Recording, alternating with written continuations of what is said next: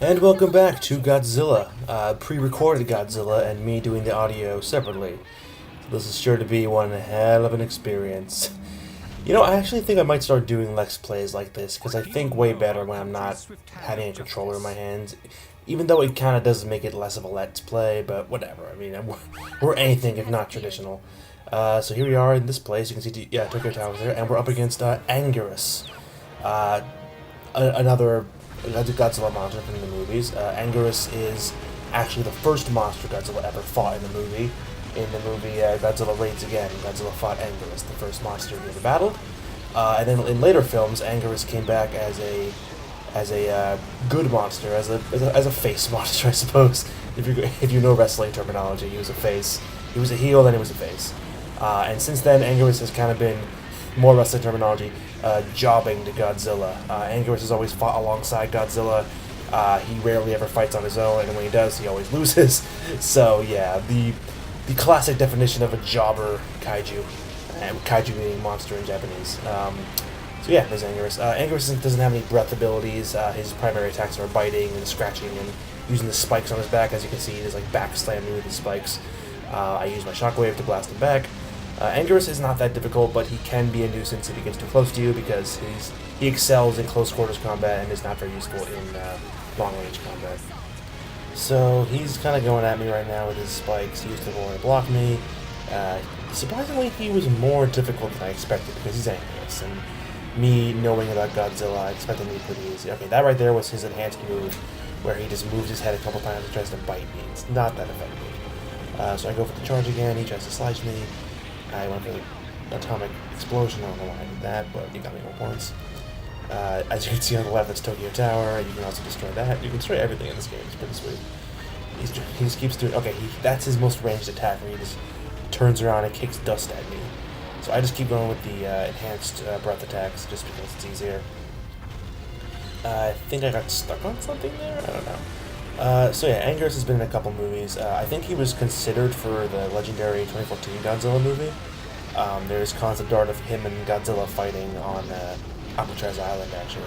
Oh, he's been okay, see, that did a pretty good amount of damage. I go for breath again, I guess it hits him. He actually has some range to his attacks, but not a whole lot. Enough to keep me on my toes at the very least. I accidentally turned around and got hit by his dust kick. I'm not sure which button it is. I know there's a button where you turn 180, and there's one where you turn 360. I guess I mixed up the buttons, I don't know. Breath again. Take that. So as long as you keep... and Tokyo Tower just exploded. So as long as you keep him at a distance, he shouldn't hurt you too bad. As you can see, the giant thing is just tipping over. And it explodes again. The destruction in this game is fun. It's dynamic. It's not like a scripted sequence for everything that you destroy. It's like everything is dynamic. It doesn't explode the same way twice. He blocked that, so I would have killed him if he hadn't blocked it, so I just go for the charge, and boom, he's dead. Goodbye, good friend Anguirus. Yeah. It's funny because these two are friends in, Friends. Well, I guess...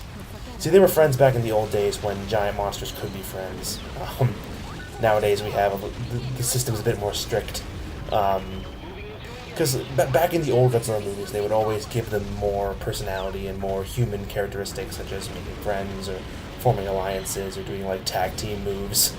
But this is the Heisei Godzilla. This was back when they didn't really do that. Like, if you were a giant monster, you pretty much hated all the other giant monsters. There were exceptions, of course, but that was generally how it worked at this time. That this Godzilla was from.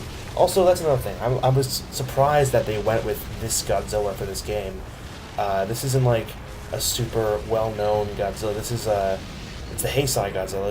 It's a good Godzilla, to be sure, but all the Bandai games always used Godzilla 2000, which was from the movie Godzilla 2000, the Millennium Godzilla. But then again, this is made by 2 different people, so they can just do whatever Godzilla they like. I'm guessing that was the reason for it. They just went with the Godzilla that they liked the most, and it was this one.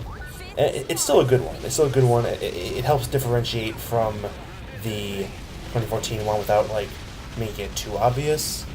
Like, you can play as the Showa, goofy-looking Godzilla as well, but he obviously looks a lot different than this Godzilla. And I'm guessing they wanted a more serious-looking Godzilla to be the kind of poster boy of this movie. Sorry, game.